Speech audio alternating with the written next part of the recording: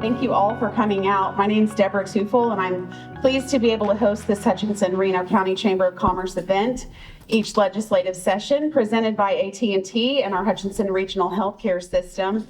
And we are really pleased to have great participation from our representatives.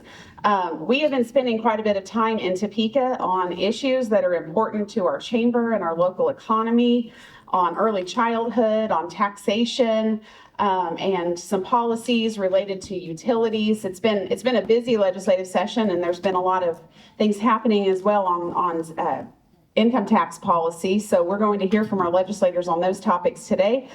Please help me give a warm round of applause to our representatives, Representative Murphy, Representative Probst, and Representative Waggoner. Thank you, gentlemen, for being here today. I would also like to thank Eagle Media for being our moderator today. Nick Gosnell from Eagle Media. Come on up, Nick. Let's get this thing started. Thank you.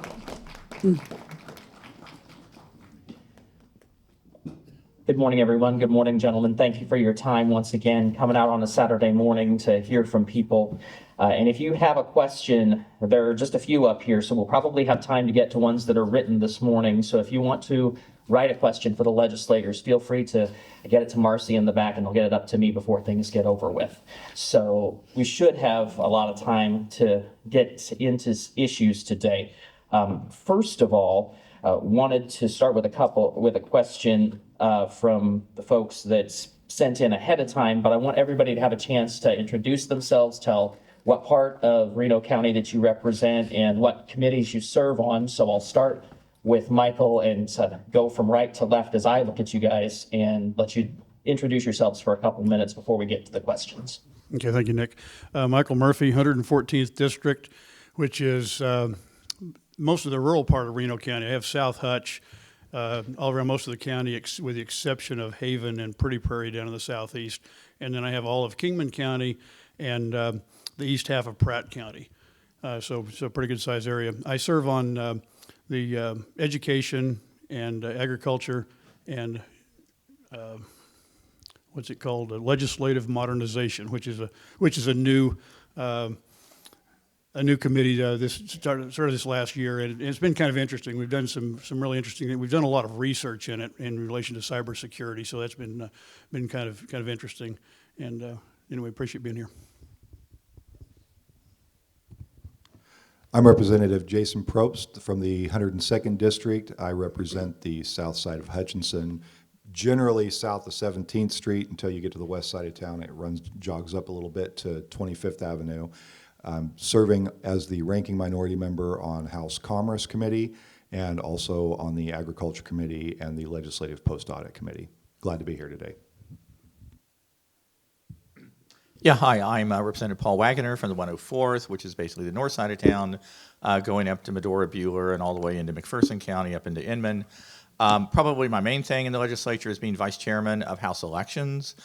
So any sort of election measures, election security, just election policy goes to that committee. It's actually a very good committee, and there's a lot of things that have come up this year on the House side. On the other part, I'm also on the Welfare Reform Committee, which meets half the time, correspondingly with the Child Welfare and Foster Care Committee, which has been kind of slow this year, actually, which is a little odd. One of the major bills that is the question about child care actually got thrown over, I think, over to Commerce. It's where they had the hearing rather than in our committee, but Commerce is a much bigger committee, and maybe since it does have some business angles to it, it made more sense. And also I'm on legislative modernization with Representative Murphy. And then in kind of the off season, they have what's called the Joint Committee on Rules and Regulations. And so any sort of rules and regs, when we pass statutes, the statutes can be somewhat broad, the details of it such that are needed.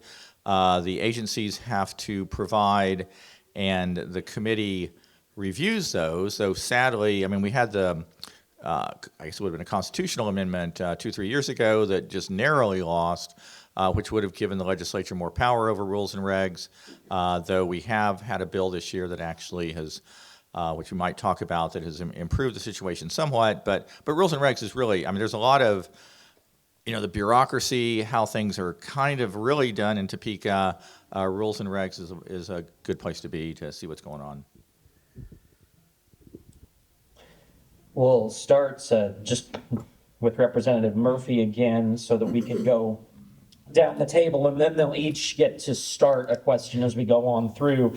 But I want to start with what bills in the legislature are related to the Second Amendment, gun rights, this time around. Is there anything that's crossed the floors that's significant in that regard, Mike? Hasn't crossed the floor yet. There was a hearing, was it 2803? Is that the one that was? It was just on Thursday, there was a hearing on one that was in relation to protecting gun rights. I actually am not it's not in my committee. I'm actually not familiar with it. I do know, I talked to some people that were in the hearing. I had other committees to be in, so I wasn't able to be in there. But it's something to do in relation to protecting Second Amendment rights, but I can't get into that. I just, without pulling it up and reading it, I couldn't tell you exactly what it is. And I do know that they kind of came up with some issues. We have to be careful when we look at a bill and all like that. If things change in the future, is it something that can be used against us? And so we always want to make sure that when we look at both sides of the issue and try to make sure that it threads the needle as it needs to and doesn't tamp on rights, and also doesn't open something up for down the road. So I'm sorry I can't help you anymore with that. That's okay.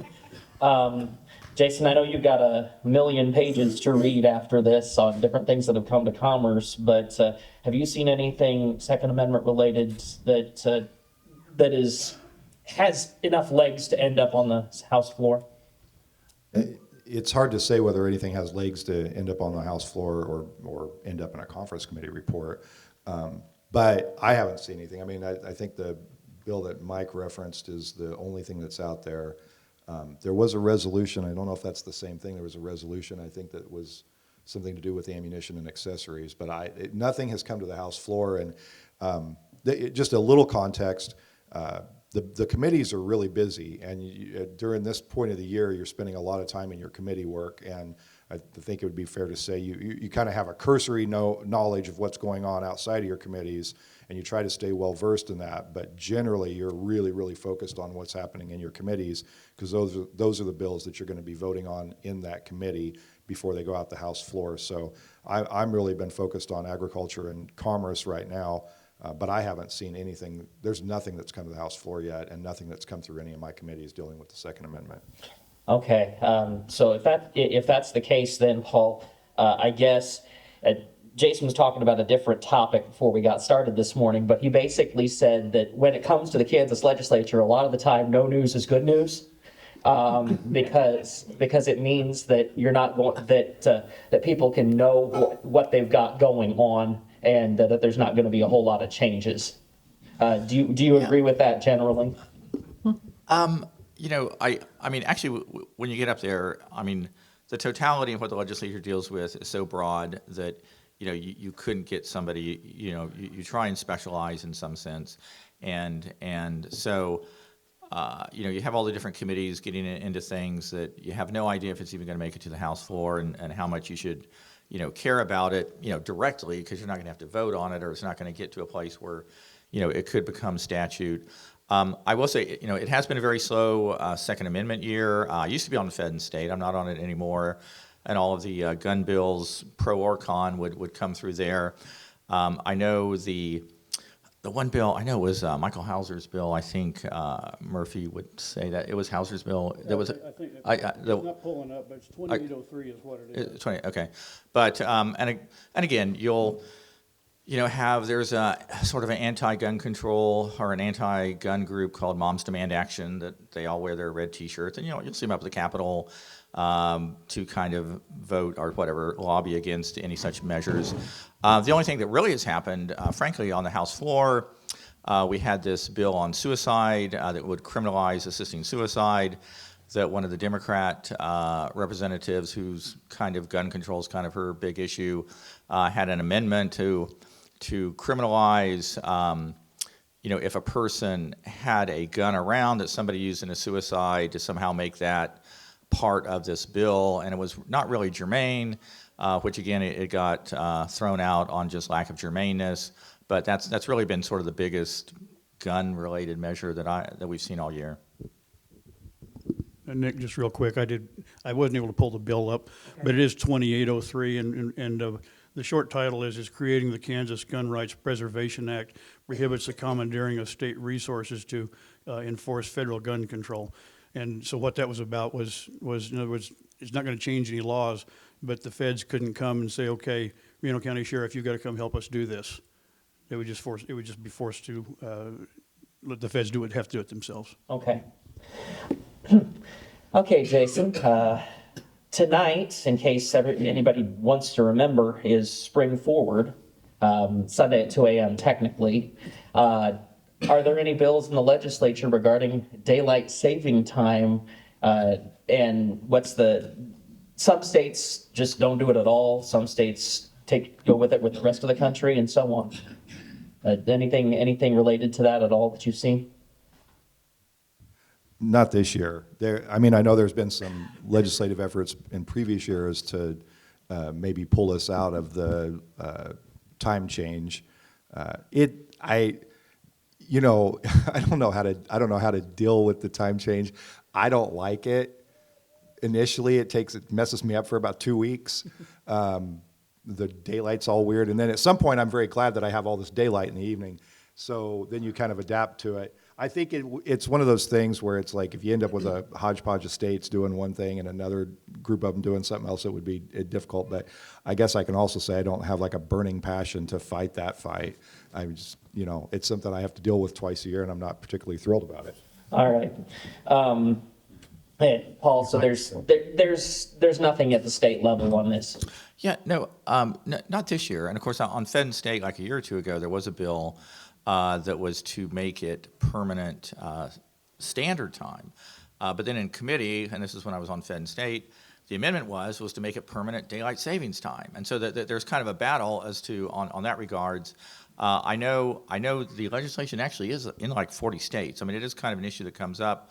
I don't personally have much of an issue with the daylight savings time, the adjustment, but I do know people who do, and I just can't think. Much like Representative Probst said, that you don't want to have a hodgepodge of state. I know Indiana has its own way, and I think Arizona does, but those are states that are right next to the other time zone. I suppose we would be, since we're right. The Mountain Time Zone switches in Colorado, but you'd have to have a real groundswell of support to make something like that happen.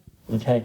Michael, regarding daylight saving time, in the rural parts of the state, you work when it's light and you don't when it's dark unless you've got good lights. So it doesn't really matter what time it is. So any comments on daylight saving time? Well, my personal preference is the savings time, because I think I grew up, going to school in the dark and coming home in the dark. And it would be kind of nice to come home and have a little bit of daylight, when you get home from school. Like you said, as far as farming is concerned, it's not an issue. But federally, the way it's written, Kansas could opt out of daylight savings time, but we can't stay on daylight savings time. So that's kind of the way the law is written. So if we're going to do anything, it would have to kind of come from the federal end. Okay. Representative Waggoner. Let me take a look real quick. Just as it comes to issues on the immigration issues and issues on the southern border, Kansas is not nearly as far from there as it might seem. This is a whole lot more a federal legislative issue, or at least it has been. But is there anything in the state legislature to talk about immigration and ways that Kansas maybe can either help or deal with it if you end up with the side issues like fentanyl and those sorts of things? Anything legislatively worth talking about in that regard? Earlier this year there was a resolution just urging Governor Kelly to look at doing what other state governors have done as far as sending some National Guard people to help in the border, on the border with Texas, or Texas and Mexico, of course, it was just a resolution. Governor Kelly is not at all inclined to do anything with that issue, so we're not expecting much action, though there is, I believe, some money that's been appropriated now on the Senate side, like $13 up to $16 million, because, of course, if you do send troops, it does cost, to deploy 1,000 troops for 6 months. There is definitely some real cost to it. I think, again, the real tragedy is on the federal level. The Biden administration clearly isn't enforcing current federal law. They're just ignoring it, and thus you have this steady stream of people, basically just an unprotected border. And again, it's just shocking, because you do see there's plenty of video evidence of, it's not just folks from Central America. These are folks from Africa, folks from Asia. It's just like everybody in the world knows the U.S. southern border is just an open case, and you have folks coming across. You have people who show up on the the registrar of terrorists. There is such a list of people who are known from other countries to have terrorist sympathies, and you have the amount of people being stopped who actually show up on that list. Has definitely skyrocketed. Still it's just a couple hundred, but it doesn't take many people with terrorist inclinations to, at some point, to cause real havoc in America. Again, I think the problem with it is, Texas, you have Greg Abbott, Republican governor who's very strong on the border. New Mexico, Arizona, and California all have Democrat governors who have a much different philosophy. And so just basically a lot of the traffic now is just going through the other states, what had been going through Texas.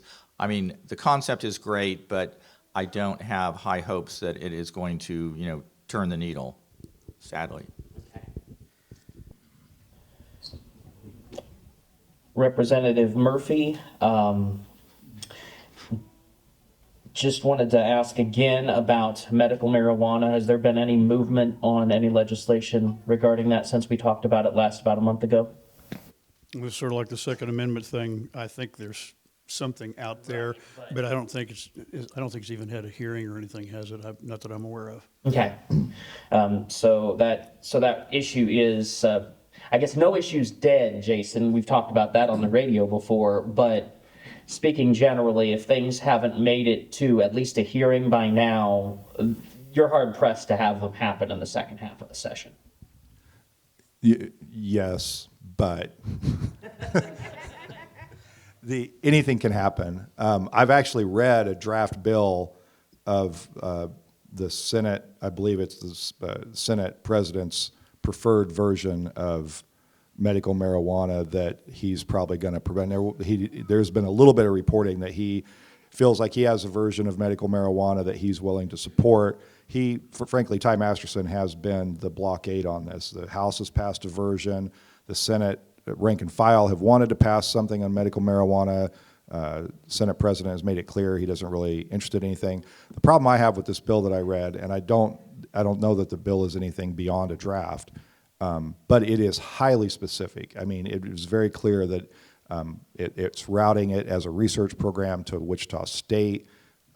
They'd be the only people able to do any research on medical marijuana. There are really detailed specifications on who can grow marijuana. Down to a 25,000 square foot minimum building with no windows and on one level. That sounds like they've got something in mind already. And that's been my fear all along, is there's been a lot of kind of quiet conversation. And I know there's at least one lobbyist in Wichita that's been working on this with an investment group. And my worry has always been that instead of creating a market if we're going to legalize medical marijuana, there's a market and an economic system that can be created through this, where we can actually create some investment and infrastructure and jobs. And you can have, I know Paul and I have different philosophies on, whether it is or isn't a good idea, but other states have done it. And if we're going to do it, we should do it in a way that it creates broad economic benefit to communities. This draft bill that I've seen is so specific, it doesn't look like it would create very much economic benefit in the state at all. Okay.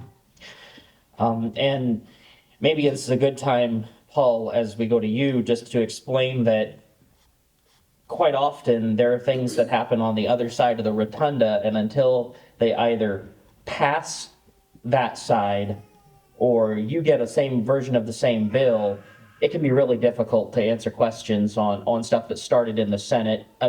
And this sounds like just one example of that.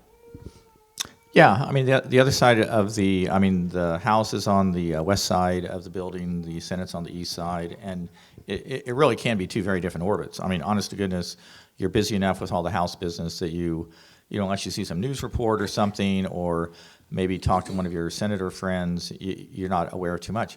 I will say, I actually did talk to Ty Masterson about this topic, because I had people last week ask me specifically, or just things they had heard about and whatever, and Ty said there's things he reads about in the press that he had not even heard of, you know, that he supposedly has signed off on. And, you know, again, I mean, Masterson, you know, is president of the Senate. I would like to interject one thing, because you will hear it sometime about leadership this, leadership that.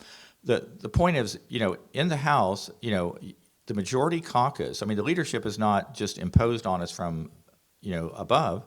The leadership are the people who are voted on a democratic election, you know, from the majority caucus picks the leadership, and this is the majority choice of the majority caucus.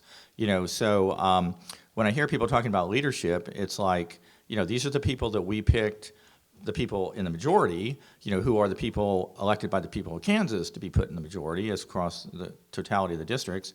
And so, you know, in that sense, you know, that they are representative, you know, in a certain fashion. I know Masterson, much like Jason has said, you know, I mean, he's interested in the concept in sort of a basic way, and there's like 3 or 4 states that basically have nothing, which is essentially what Kansas has, unless you consider our hemp a part of it. But there's another dozen states that have a very limited program. Texas is an example and I think it's kind of that direction that I understand that he's interested in. But again, I know when I'd spoken to him, you know, he hadn't seen anything specifically, and he, you know, there's just a lot of sort of kind of rumors swirling about. But I would say, just kind of in closing, the thing to remember, you know, I mean, THC as a medicinal compound, you can get FDA approval. You go through all the regulations, all the trials to show effectiveness and lack of side effects that any other drug has. There are a few THC compounds that actually have been approved and actually are currently available, you know, as a prescription because they're proven effective just like anything else. And so the fundamental thought is just, if you're going to have something that's medicine, make it like everything else. You know, there is a procedure. It's designed for the public good, and I think in general it works well. And all we would be asking is that marijuana, you know, cannabis would follow the same procedure. Representative Probst, special education has had funding less than what statute says, or at least that's the way it's been interpreted over the last several sessions. And so it sounds like at least the traction in the House earlier in the session was not necessarily to have more dollars, but to refigure the formula. Is that still where we are? That's my understanding. Before I answer that question, can I respond to I'd like to respond to the marijuana topic a little bit. The idea of taking, you know, and routing the THC through pharmaceutical companies and through insurance companies, and we all have experience with this, right? Like, you have to go to a doctor, and then if your doctor says this is what you need, then you have to hope that your insurance company signs off on that. And if your insurance company doesn't sign off on that, then you got to have a whole conversation about appealing it or paying it out of pocket or whatever you got to do, and you got to go through that nonsense. And then you have to buy a drug from a company that's going to charge too much for it because they got to make money and da-da-da-da-da. I do not understand why we would even entertain the idea of indulging that system when this is literally like you can throw a couple of seeds in a pot and grow it. I don't understand and get the same benefit. So I just am perplexed why we would route that system through the pharmaceutical insurance complex and not just let people have access to medicine. So that's what I was going to say about that. But Now- and hopefully Paul now, maybe if now, full Paul. disclosure, full disclosure, I am a special ed dad. I have at least one child on an IEP, so this isn't a completely neutral question, but I'm going to point you back to special ed. Okay. The fair enough. The special ed question, again, this is not a committee I serve on, so I just have kind of a cursory knowledge of what's going on. But the conversation has been more about how can we change the formula instead of just funding the current special ed formula. Is there a way to tweak it or rewrite the state rules on special education? There's a lot of conversation on special education. Part of it is the federal government giving us the dollars they're supposed to. That's always an issue. The other part is the state putting enough money into it. And then what's being introduced this year is the idea that maybe we need to create a different formula for special education so that the idea, I guess, would be so that we can say that we're meeting the special education funding. But the bottom line is that it does cost more to educate children who need extra care and are on an IEP or need special education. And when we don't fund that properly, the resources for all the other students are being kind of diluted because we're pulling those resources away to kind of help out on the special education field. And it's under all of that is a philosophical question of, do we believe that kids with special needs in public education deserve the help they need to be successful? And if you think that that's right, then generally you support the idea of fully funding special education. But understanding it is expensive, but it is also very beneficial, and it's helpful to a district like Hutchinson. And it's very helpful, of course, to the students at the individual level. So I don't know specifically what the conversation is about changes to the formula, but I just know if we're funding that in a way that helps increase student success, then I think I would be in support of that. Okay, Representative Waggoner regarding special education. Well, medical marijuana and special education, they're my two favorite topics. No, I think Representative Probst gave a fair summary as far as his position or the maybe Democrat position on the issue. That the special ed formula. And I actually, if anybody's super interested in it, I actually have a thing because the GOP caucus actually had a little seminar on this here last week. That there are, as far as these formulas, did not come from on high. These formulas are just conjured up by some committee 20, 30 years ago. That if you take an actual look at it, which again, was presented to us by people from the House Education Committee who actually are very well versed in this, is that there's a lot of aspects of the formula that do not even attribute, they don't give you the proportion of the LOB budget that actually is implicitly already being spent on to the special ed students. There's a number of things in the formula that just don't pass the smell test. And there's a different way to figure it that if you're taking the actual additional cost and seeing are there additional funds for it, I think you would get a different answer than what your school board or your KASB people are trying to pitch to you. Plus, also do realize the 92% formula or the 92% level. The formula is so convoluted. You have 1 or 2 dozen districts that get well over 92% currently. It's based on so many different oddball. I don't say oddball, but obscure weightings that it is not strictly just strictly boom 92%. There you go. It's based on there's on size of district. There's a number of different weightings that actually apply. Again, in the context where K through 12 spending is at absolute record levels, that I would submit it's more of an issue of districts needing to get their act together on just how they spend money. Because districts, you do have to realize, teacher compensation, everything is set on a district level. It's not something set on high, and different districts do vary very much in how they approach this thing about teacher compensation, how they, their whole philosophy with paras, with everything else. And a lot of that is just an internal decision as to how money is allocated versus something that actually is based on Topeka. Again, before I ever got to Topeka, one of the first things I ever heard from a former rep about it is just, it's never enough. The KASB, the KNEA, it's never enough. You raise $100 million, they want 150. You raise 150, they want 200 million. You just have to realize, as far as money is concerned, with the people in the K through 12 current system, it's never enough. And this is, in my estimate, primarily based on that versus any sort of actual shortfall of funding. And again, I do know, I think on the Republican level, and Michael, correct me if I'm wrong, I believe there is a bill that's going to come out on officially changing the formula based on, it's not some razzmatazz, but I think if you see the details of it, I think you would say, yeah, this is actually very logical. This is actually getting us a more truer picture of the additional money that comes to districts because they have special needs students. And I think that would be improvement. And as far as I've seen, I haven't, it makes a lot of sense to me. Representative Murphy. Okay, a lot of it's been pretty well covered. I would just say that in education, we had an executive session with legislative post-audit, and we went through in a lot of detail about what was going on, and their conclusion essentially is that a lot of money is just not allocated properly. There's plenty of money there, but it's not being put in the right places. And a lot of people don't understand.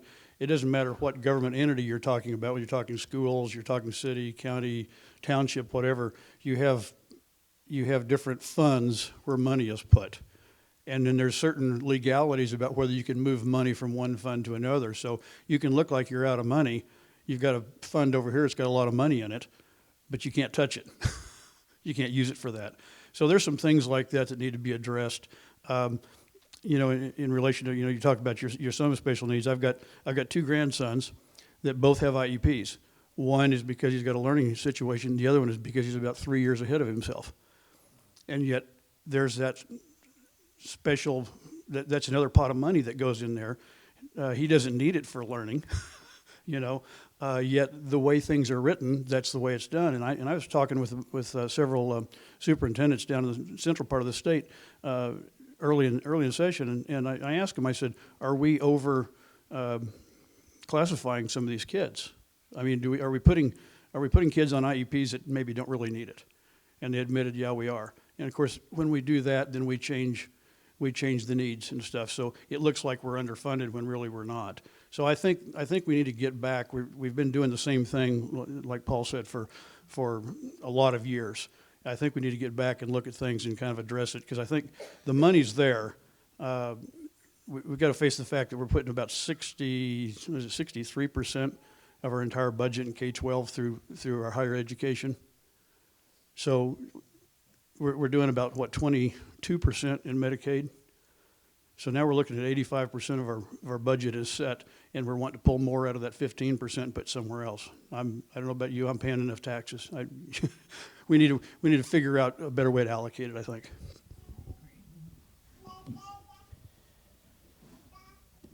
All right. So Representative Waggoner, you addressed this to a degree, but I want to give you another opportunity.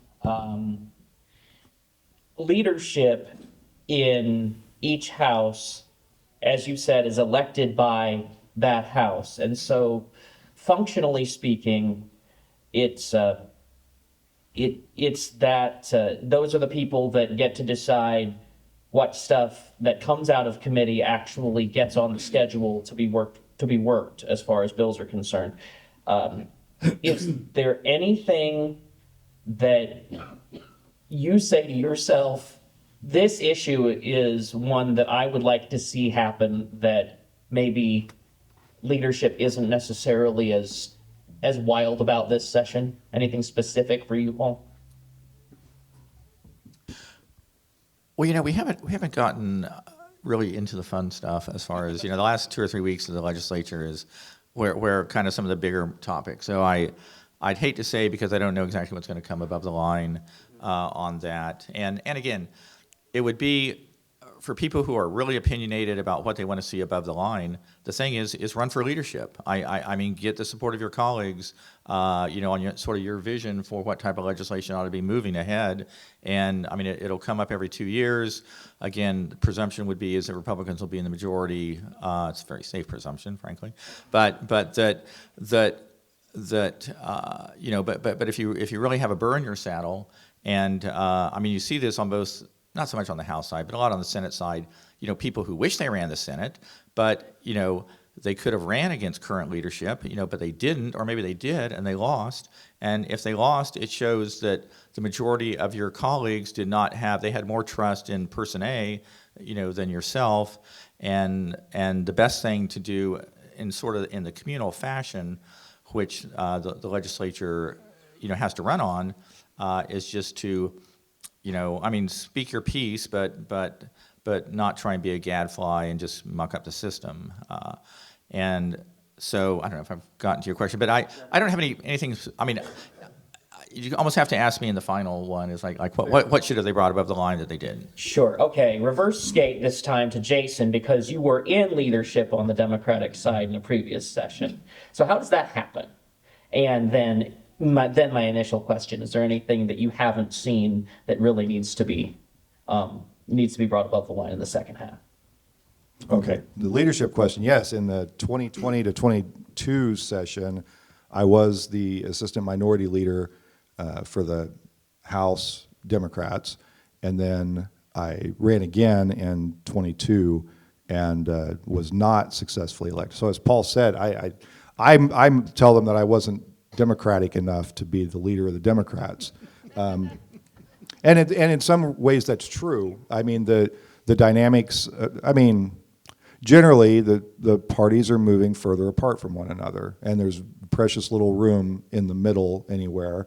I think most of us individually live somewhere in the middle of that bell curve, but when we look at the conversations online and certainly in the politics and the political rhetoric, it looks like we're all on extreme ends of the spectrum. And so that's reflected, I think, in leadership. And expand a little bit on the conversations about leadership elections. This is another reason why the people we elect at the individual district level matters so much. Paul's right in the assumption that the Republicans will have a majority. They've had it all but 3 times in this state's history, which also gives me the opportunity to make my standing joke that if you're mad about anything in the state of Kansas, blame a Republican, because they've been in charge forever, right? 3 times in the state's history, and the last time the Democrats had a majority was 1992. So we haven't been in charge of anything for ages. But when so in most of the state, and this is for a number of reasons, I won't throw a bunch of aspersions out there, but there are places where the makeup of the legislature is decided not in a general election largely, but in a Republican primary. And then the dynamics of our primary system tend to elect the most extreme version of that party, both for Democrats and Republicans. So what we're ending up with is Democrats that are the most Democrat version of the Democrat platform, and Republicans who are viewed as the most Republican of the most Republican platform as defined by today's standards. So you have a legislature that's getting further and further apart. And that's reflected in their leadership choices too. As we elect more conservatives, more conservative Republicans, and you elect more liberal Democrats, you end up with more liberal leadership and more conservative leadership, and you widen the gap between their ability to connect with each other and work together. And I would frankly rather be out of leadership and in the rank and file and preserve my opportunity to work with leadership of both parties, and I think I've done a good job of that. Now, saying all that, the issue that I haven't seen come up, and I am suspect that it will come up, of course, is Medicaid expansion. I think that we ought to have a vote on it. I think that the governor, of course, has been pushing for that. House leadership and Senate leadership, of course, has indicated they have no appetite for that. The chair of the Health Committee has indicated she'll have a hearing, but I've heard that before also. And I'm not holding my breath that this is going to happen, but I think it's a real disservice to Kansas that we're not having the conversation. I think it's a real disservice that we're one of 10 states who have really dug in against the federal spending and let other states take our Medicaid dollars. But we're going to be very principled and make sure that we harm our own citizens while other people get the benefit of our tax dollars. Representative Murphy. I agree. No. No, I kind of agree with Jason. Being out of leadership is a little bit better. you're really sort of expected to fall in line. I don't care which side of the aisle you're on. When leadership says, this is what we want, you're sort of expected to fall in line, and if you don't, you're sort of a, I don't know what you call it, you get put in the basement office, is that what happens? That's sort of what, yeah, something like that. I threw that out because I knew that Jason got moved to the basement, so. But, no, anyway, when you're looking at things that you're trying to get ahead, like I said, if we get down here in this last 2 or 3 weeks, I was on the radio with Nick here a while back about a bill I'm running in relation to gold and silver being legal tender, and that's something that this is one of those bills that I don't think either side of leadership really feels strongly one way or the other about it, and so it's the sort of thing that you sort of get grassroots behind you, and pressure's not the right word, but they need to understand that leadership does understand when they start getting emails and phone calls and things like that for a particular item, they better start paying attention because those are the people that elect them. And so those are the sorts of things that we use to try to move something forward. But that's one thing I want to see come forward, because I think we are, as I said earlier, we're facing, I think, some pretty dire situations coming up on us. In relation to, Jason said something about the Medicaid expansion. Something we need to understand is our federal government is deficit spending $1 trillion every 100 days. That's $3.5 trillion a year more than what we bring in. We're at $34.5 trillion now. Now here's another little interesting thing. If you take interest on the debt, you take Medicare and Medicaid and Social Security. Those are all important things, right? Those more than take up the tax receipts we're getting in right now. So you look at defense spending, you can look at all the welfare benefits, SNAP, WIC, you name it, roads, bridges, everything. That is all borrowed money. When you go to the store and your groceries are up 30-40%, that's why. And so rather than just asking for more money, we need to start figuring out a way we can kind of turn this country around a little bit. And the states started the federal government, not the other way around. And I think it's time that we start putting our foot down a little bit. Okay, Michael, it comes back to you just because you're the next one on the round robin. So I'm going to ask a follow-up to that. If you believe the budget should be changed, the only way really to lock some of those numbers in is amending the Kansas Constitution, especially with regard to education, because Article 6 says what it says right now, and that's how with how it's been interpreted by the courts, it's awfully difficult to see changes without without actual constitutional changes. Do you have any proposal for what a framework should look like, so that maybe there's a percentage that should go to certain things, or some other way of working through the creep of the things that we're all expecting to have and the shrinking of the rest of the budget, if you understand what I'm trying to ask. You're really getting into a deep philosophical thing. And there's not an easy answer for that. We've, over the years, if we just go back, say, to the 1960s, which to me seems like a couple days ago, but in reality, most of you people weren't born then, or a lot of you anyway. We've gone from a time when government, as was set up initially, was to protect rights. And what we've evolved into is a government that gives rights and gives things. And so we've got to have a balance in there somewhere or another, because you get to a part where there's more people in the wagon than there are pulling it. Now, what the answer is, I don't know, but as you alluded to, we're going to have to get to a core thing, because we can't just keep saying, well, we need more money for this and we need more money for that. If we ask for more money for Medicaid expansion, for instance, that's going to require more federal government money. But we've also just talked about the fact that the federal government's not putting in their part for special ed. So just because they're saying that they'll do it doesn't mean that's what'll happen. the Affordable Care Act was supposed to save the average family $2,500 a year. In reality, after the Affordable Care Act, the average family pays $12,000 more now between premiums and deductible. It's not, like I said, when we keep looking for this pot of money or all this stuff and everything, that's not where the answer is.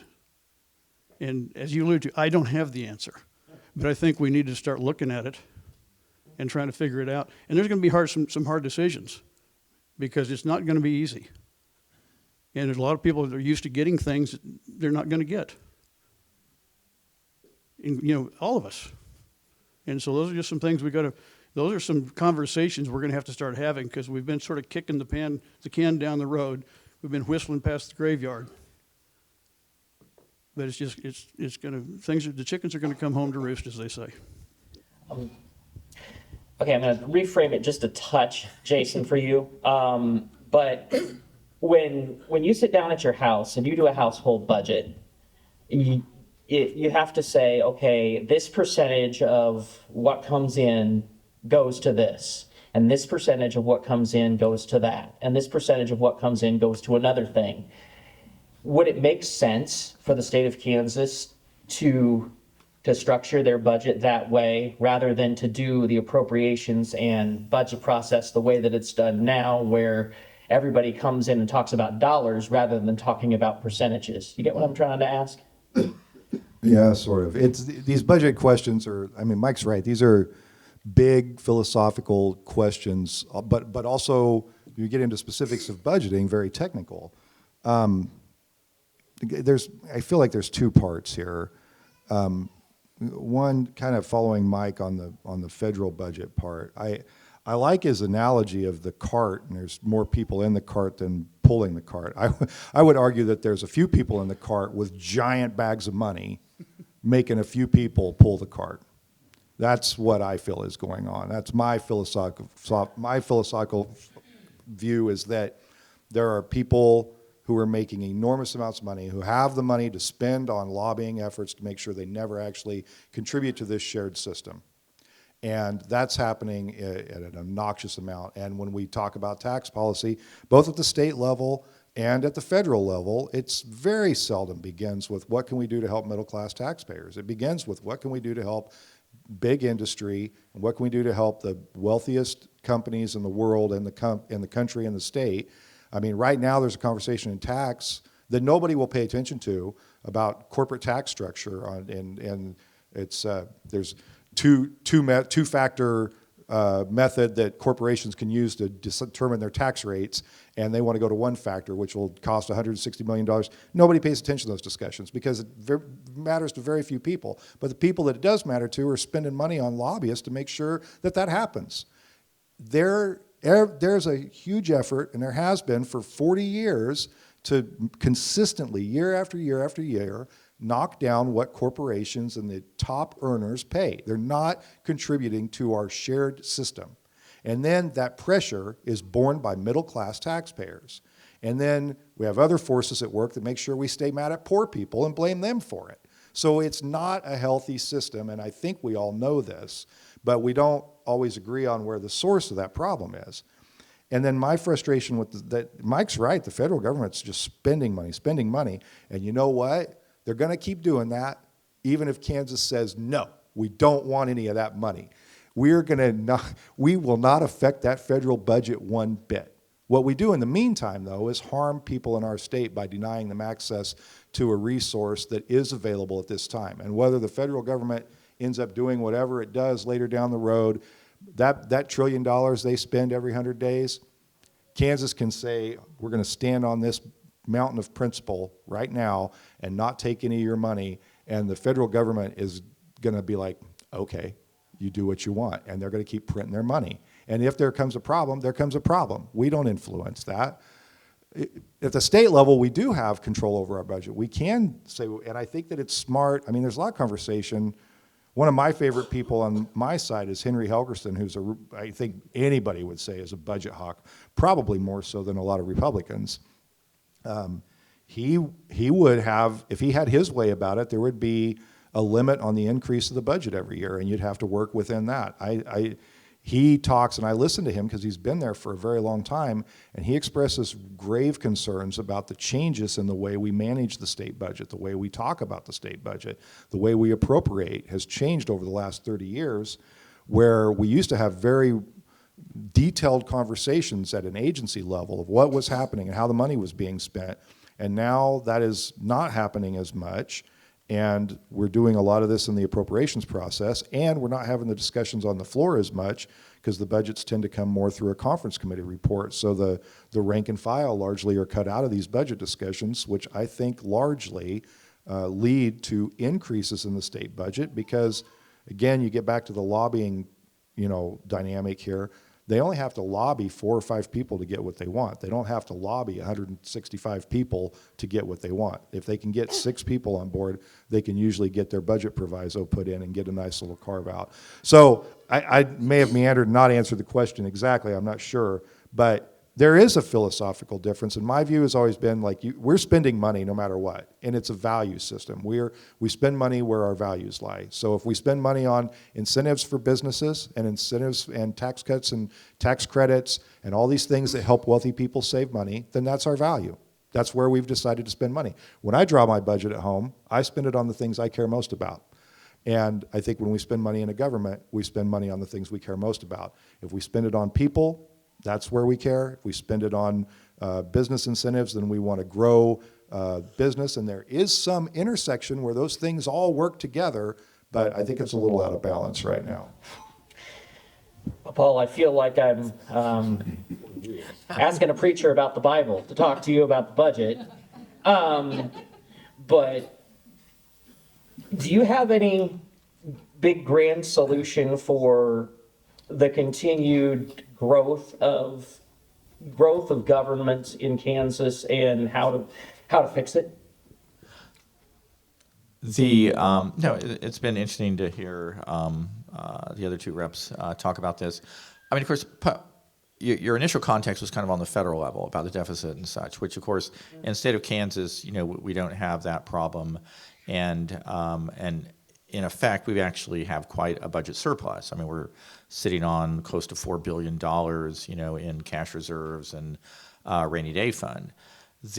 I myself was actually in the basement this week, and I was talking to Henry Hilgers, as a matter of fact.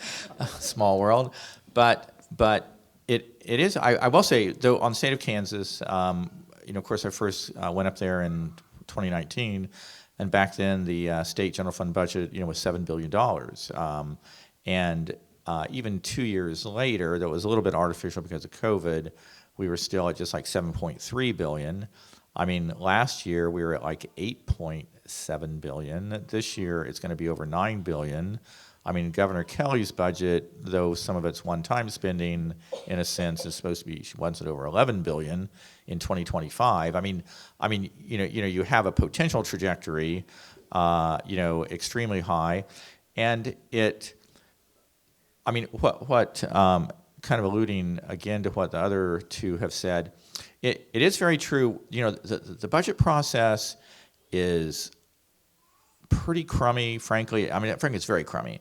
And much as as far as having a real grasp of the budget or even having much sensible control over it, it very much depends a lot more on the governor and the agency heads as far as if you're going to really see somebody literally trying to tighten the belt. It's very hard being on a budget committee to even feel like you have enough insight to make good suggestions.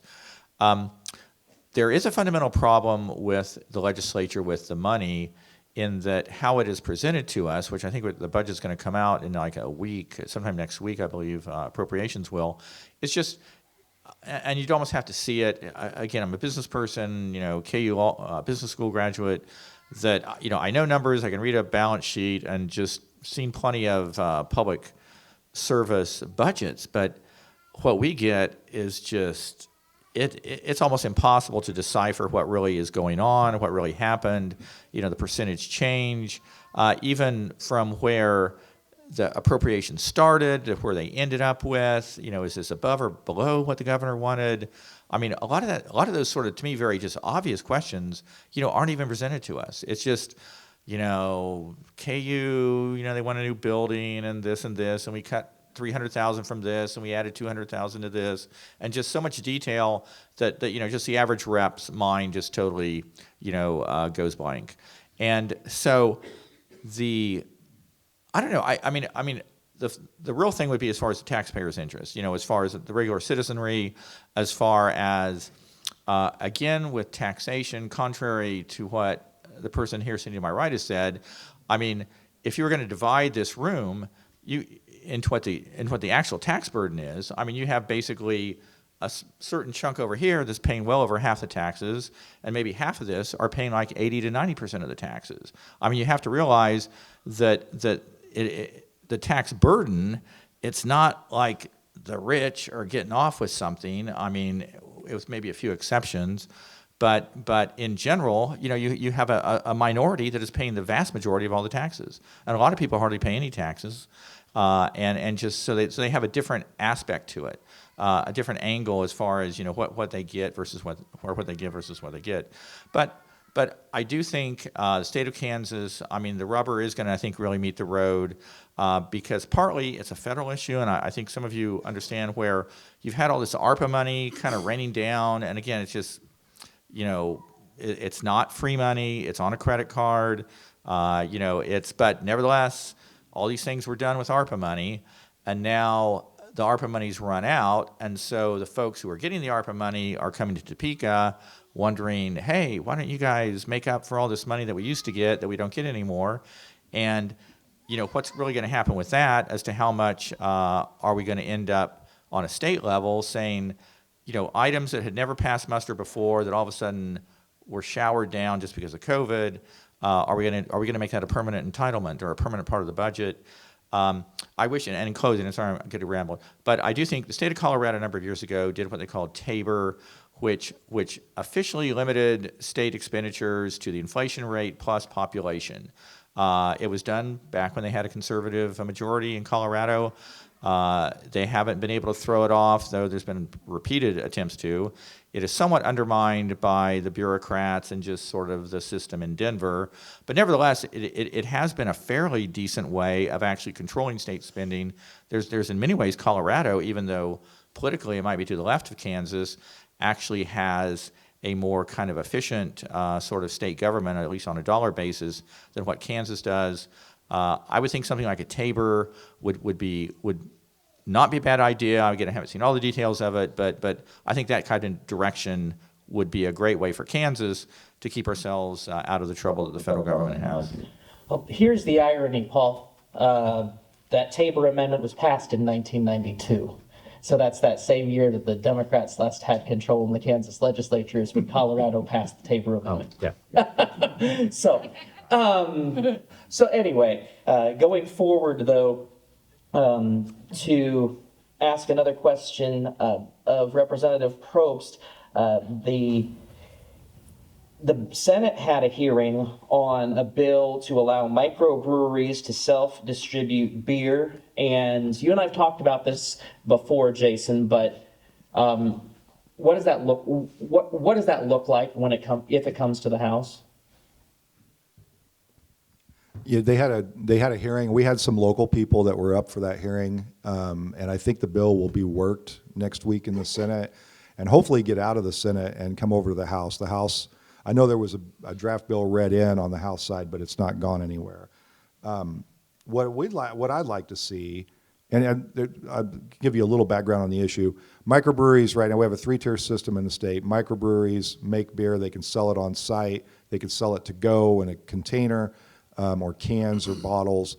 But if they want to sell it to like an event, or they want to sell it to another bar or a liquor store, they have to go through a distributor who then has to take it to those other places. And this is a long-standing system we've had.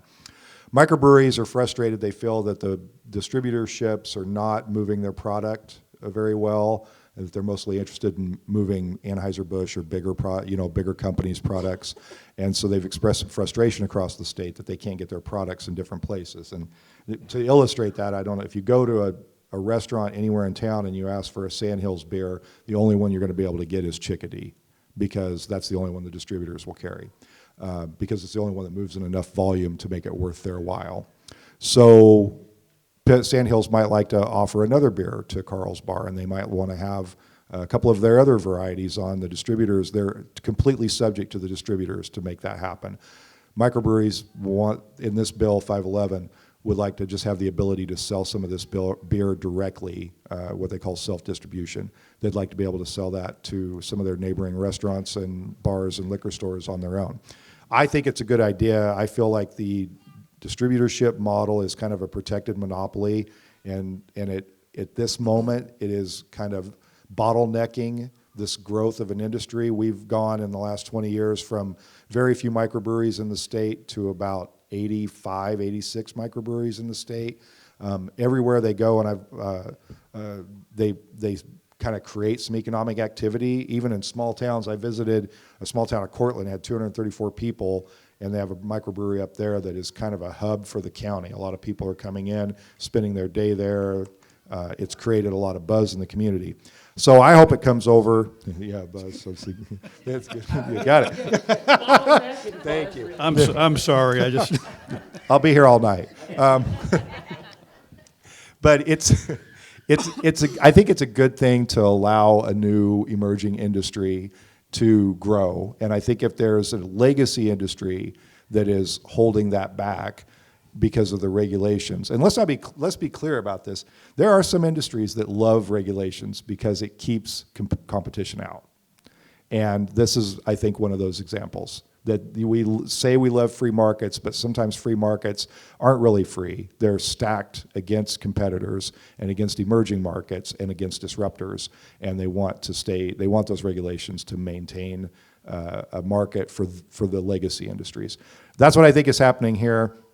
This is a rare time where, actually not such a rare time this session, Americans for Prosperity and I are often at odds with each other, but we are great friends this session, because on this issue we are very much aligned. There's actually a couple of issues that I'm right on. I mean, I'm right with them on, but the brewery issue they've taken a lead on, because they, like me, agree that if we really want to say that we want to have a free market, we want to open it up to small, innovative industries and not protect legacy industries just for the sake of protecting them.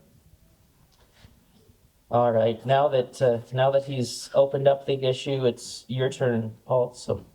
Yeah, it'll be a cold day in political hell before AFP sends out a mailer for Jason Probst. I just want to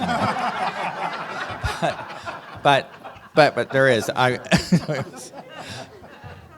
But they're having some issues. I mean, civil asset forfeiture, I know was another one you were on.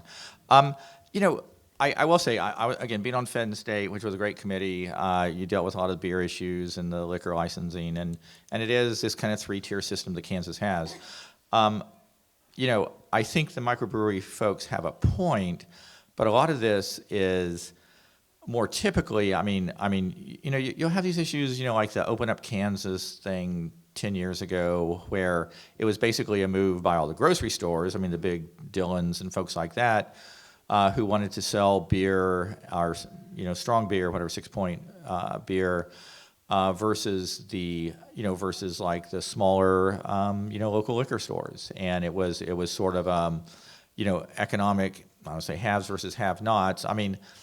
On a certain way, the protectionism that is built into it, again, partly because it's liquor, and liquor. Obviously there's plenty of deaths from drunk driving.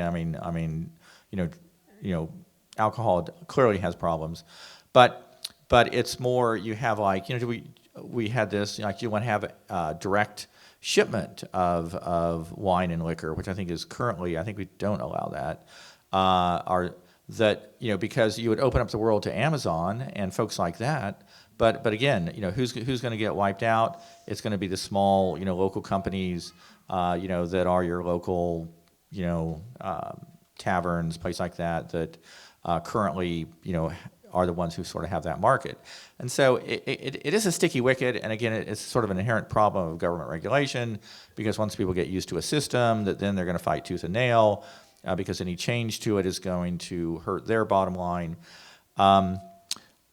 I think, I guess that being said, and just sort of a big picture, I don't know enough of the details about it. Again, where I have like a local folks involved with it, you tend to go with the locals.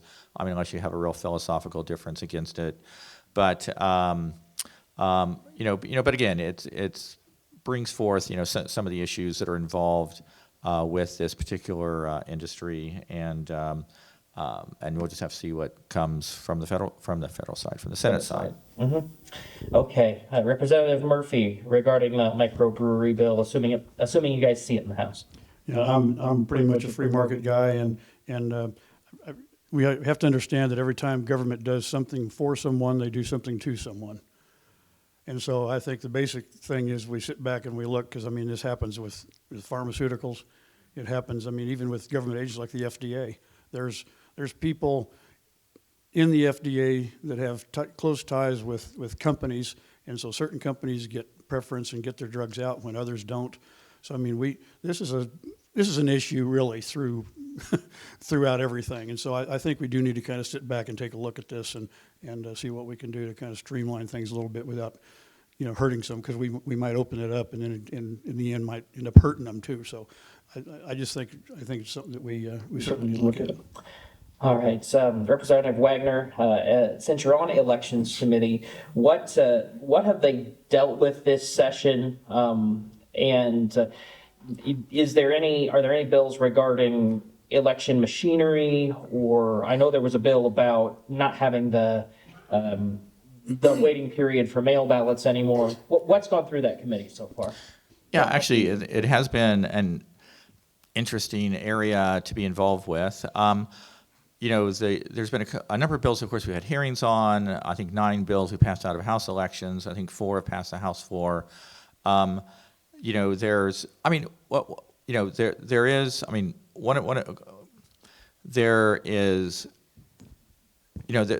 always very much concern about voting integrity as far as security of the system, and that's why Kansas has mandatory audits every election. We even have, some of these bills have just been passed in the last 2 or 3 years, but there's a lot of things that Kansas does that other states don't. There was even a particular bill that we passed from the committee, though it ended up just being, it was actually something that could be done through regulation, which they signed off on, but which was to make sure that when we have a audit that is actually, you're using the actual paper ballots, because Kansas is a very paper ballot system. We use the tabulators, so we can count them quickly, but as far as underneath all those calculations in Kansas, there is a paper ballot, and it is auditable, and we do audits. We do random audits, as a way to sort of, true the system.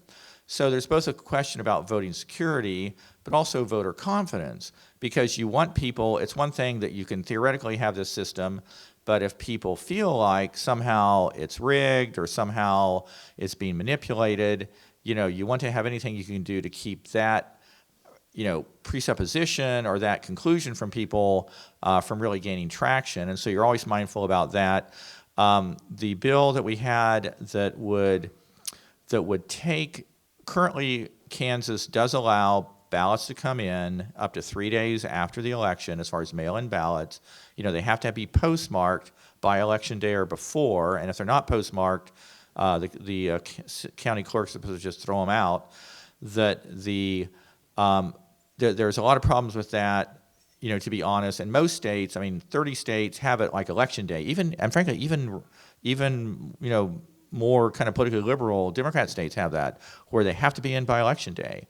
And Kansas, the movement to that, we passed it, though Kelly vetoed it last year, but this year it's been passed again, but the new version of it was we're going to take away 3 days here, but we're going to send out those ballots like 2 days, or they usually go out on a Wednesday, have them go out on a Monday, but have them go out 2 days earlier. Trying sort of the net effect, to be a neutral. But we also had in elections the question on independent candidacies, and Kansas had it where it only took 5,000 signatures to be an independent candidate on the ballot on a statewide level, which to run against any of us, it takes, which is like 1/4 of 1%. to run against any of us up here, it takes 4% of the registered voters, to sign your petition to get on as an independent. And to become a party like the new party that's the No Labels Party will be on the Kansas ballot. It's a 2% level, and so basically what House Elections did was make it a 2% level to also be an independent candidate, but just to sort of raise the threshold to kind of keep more spoiler candidates from just going out and getting on the ballot. Frankly, it just creates sort of an even playing field. Frankly, to be like that. There was a bill, I saw it was in the Hutchinson News, about AI, about artificial intelligence, which has been a really big deal because you really can manipulate. You could take a picture of us here and you could make the representatives do all sorts of things, and just, for political purposes. And things that don't look obviously fake, but look like, dang, that looks like a real picture. And there really is a bipartisan concern about that. The bill actually came from both the minority leader, Vic Miller, and the head of House Elections, Pat Proctor. And it was very interesting hearing, and you really should be concerned because, you can see things on your cell phone and you think, oh my gosh, I can't believe, those two, are in cahoots with each other when it's actually just something designed to draw you to that conclusion.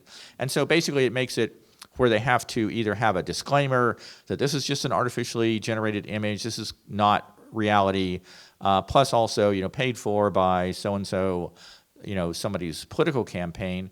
But the bill is kind of hung up. I think partly, actually, it's a little bit of, I think House leadership on the Republican side is very pissed off at Vic Miller for a couple things that he's done. So I think if you want to know the sort of down and dirty, it's sort of a little like, it's kind of stick it in the eye as it would be. But frankly, it is a good bill, and maybe it'll get across the line overall. I will say, in closing, on the Senate side, the Senate had a bill. Well, they had one of the bills. It was on the 3 days on making sure all ballots were in. It was a one-page bill making sure all ballots were in by Election Day. And then on the Senate floor, the bill, it was literally it was changed from a one-page bill to like a 20-page bill. You had a literal entire rewrite of Kansas election law being done on the floor, which is just one reason why amendments, you should always be totally like this. There was no hearing, there was no pro and con on it. But basically, it was to turn Kansas into a total just paper ballot and pencil and hand count. Honest to gosh, just, you would have your 2 or 3 people counting the ballots, in every precinct, in Kansas, gosh, again, if you read the bill, your jaw would drop. Jenna Fager, I've actually talked to her about it. Again, all the county election officials just, and there were also things I've also heard about it that it actually was in violation of federal law, that there's certain things about voting machines with disability that you have to do. Again, it wasn't a very well thought out bill, to be honest. It would have never survived in the House. We already knew what we were going to do if it actually passed the Senate. But thankfully in the Senate it lost 18-22. But nevertheless, the concern about voter integrity or about election security is definitely a important topic and something to do, or something to be concerned about. But to somehow think that bill, that Senate bill, I think it was 235, as amended, was some solution, I think is totally far-fetched, and we should be glad that the whole thing died. But anyway, that's elections. All right. I'll get to Mike in a second. Do you happen to know who the senator was that tried to do the amendment? I do. It was your senator. And this is an important point. And this is another illustration of how elections matter. I don't agree with the ending the 3-day grace period, but a lot of what Paul's talked about in elections is not unreasonable. I might not agree with it, but it's not clear out in left field. So your senator then decided that we should hand count ballots, which you want to talk about increasing the cost of elections.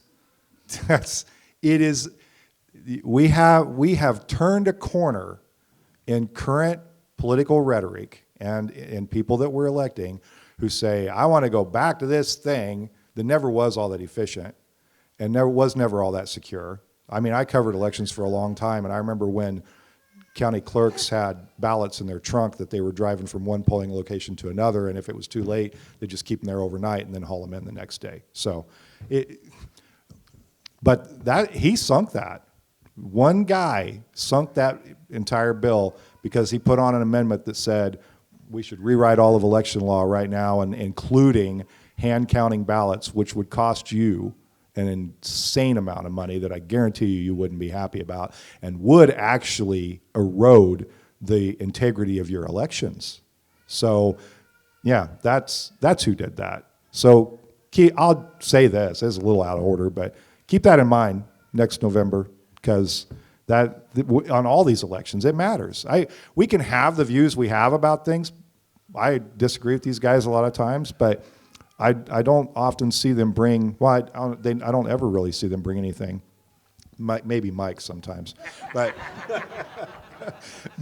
but really, you can have people disagree and not be just so off the rails that they're actually harming the process and harming legislation. I may not agree with the 3-day grace period, but I can say that what Paul was trying to do in his committee by moving the day up is fair. They had another bill that did get out of the House on elections that I was unaware of about the Monday voting. You know, we forever have had the ability to vote until noon on Monday. It's not until that bill came forward that I learned that that's actually a big problem for county elections officials, where they're having to deal with in-person voting up until noon and then turning around and trying to stand up election the next day. Not anything I knew about. And on first blush, my instinct was, well, they're just trying to get rid of like this hours of voting and blah, blah, blah, blah. But then when it gets explained, and Paul did a very good job explaining it, it actually is a good policy. So if we can suspend, at least momentarily, you know, our initial reaction on things and think through things, that's a good policy that I first thought was not good, but it's going to help smooth the election process for the staff and the clerks. It's good policy. But trying to go back to, you know, some horse and buggy era where we, you know, put an X on a ballot and we're going to have somebody count every one of them was not a good idea, and that's why we lost what might have been, in some view, good policy. Not my view, but I'm glad that it didn't pass with the amendment on it. Okay. Yes, it is on elections, and take as long as you want. They sure did. As long, yeah. I got 10 minutes. You know, just briefly, I don't really have a dog in the hunt on the 3-day grace period. What I think the problem is that the post office does not postmark stuff very often anymore. They just don't. And there's nothing we can do about that. So if I get my mail-in ballot and I'm busy and I forget and I go, shoot, it's Monday, I need to drop that thing in the mail, it doesn't get postmarked. They get it on Wednesday. It doesn't get counted. That's by law. And so I think we sort of give people a false sense of being able to do this. I think they did a survey of all the rural counties and asked, well, how many ballots have you counted in that 3-day grace period? And I can't remember how many counties. There was like 90 counties. They said they'd counted none. Well, we don't know if that's because they received none or it's because they came in without a postmark. The bottom line is I think, you know, that law was just put in, I think, 2018. That 3-day grace period is fairly recent. And I think with the way the post office is going, I think it's kind of smart, and I would have zero problem with moving it up and giving the same amount of time, whatever. Another thing that was mentioned is about the audit. One thing that was kind of going on is that they were doing the audit with a copy rather than the paper ballot. And you say, well, what in the world is that? The machine, when you scan your ballot and everything like that, it makes a copy of it. It's a copy of what it counted, not a copy of the actual ballot. So when you do an audit, all you're doing is comparing numbers to numbers, and it should always come out right, unless it just didn't scan one, and you say, well, we put 56 ballots in and it has 55, something like that. What the law says is you've got to look at the actual ballot. And so that's an issue, because if something happened, I think it was in Cherokee County, there was a flip. They programmed it wrong, and so there was 26 people, I'm just throwing out numbers, 26 people voted for candidate A and 17 for candidate B. But when the results came out, it was flipped. When they did the audit, they discovered it was absolutely flipped one to the other. So those are sorts of things that audit will catch. We need to do it, but you need to do it on the paper ballot. And I think those are some things that need to be done. Rest of it, like I said, I think perception is very important, and I think we need to be as transparent as possible so that you people, when you go to cast your vote, you believe that your vote's going to get counted. And I think that's the most important thing. As someone in the media who has gotten the wrong basketball score a million times, including even the AP ran a reversed score from the state tournament yesterday. 27 people there, everybody's covering it, and they still got it backwards. I don't want that happening with elections. So that's the point Mike's trying to make, I think, is just to be sure that everything that's counted is from what actually you put on the ballot. Now, Mike, I will go back to you for just a second, and this will be the last question to all three of you, and then we'll give you time for closing statements. But Paul said there were billions of dollars in rainy day funds for the state of Kansas. There are bills out there that are tax policy. Obviously, those get in the weeds quite a bit, and we don't know what the final version is going to look like. But what should be done about that to, at least to some degree, give Kansans some tax relief somewhere? Yeah, for you. Yeah, I think we're supposed to get a briefing on another tax bill on Monday, and so I have not seen it. I have no idea what it is, but I agree 100%. We need to be giving some of that money back. There are people that don't pay any income tax. There's quite a few, and obviously they're not going to get anything back. So all the whatever comes back has to be to the ones who are actually paying. I think the top 1% pays 22% of all the taxes. So I don't know what fair share is. We hear fair share a lot. What's government's fair share? I think we need to kind of look a little bit more at that. In other words, I think we need to figure out ways to be more like we give them the money and they figure out what to do with what they've got, rather than telling us, you give us this and we'll do what we want. And once again, these are conversations we need to have that kind of change the way we get the way the state brings their money in. But I believe 100% we've got to have a rainy day fund. When we went through a previous recession, that fund went down overnight just about, and so there was nothing there, and they had to scramble and try to figure out how to make it work. I think they had like $465 in the checking account. I mean, that looks like my checking account, not the state's checking account. And so we definitely have to have that rainy day fund. There's no doubt about it. But we don't need that big a one, and I think the people that gave it need to get it back. Jason, tax policy, if you could write it.